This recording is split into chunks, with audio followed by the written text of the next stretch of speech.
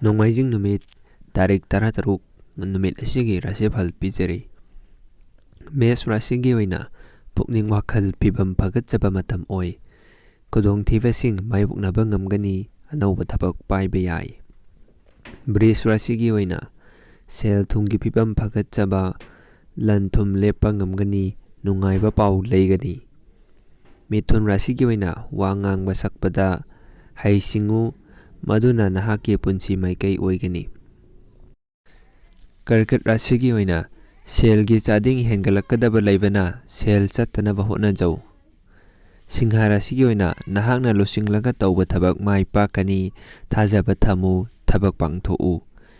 Kainya rasigi oina thabak henasu nonggunu nahaki hakselgi ahongba lakadaba lei. Afaba chinjakta ahenba miteng thamu.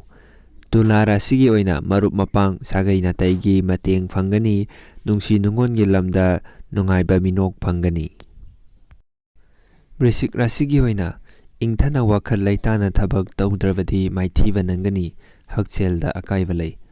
Danu rasigi oina mai pakpagi lambi amagi damak kudong chaba leigani. Satkadaba khongchattuda pandam thambada kanagani.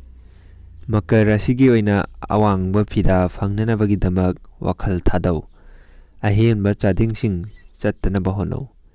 Kumba rasigi oina marup mapang sagai nataiga muknaba thokani ingthana pukning fatharaga muknaba singdu loisillu.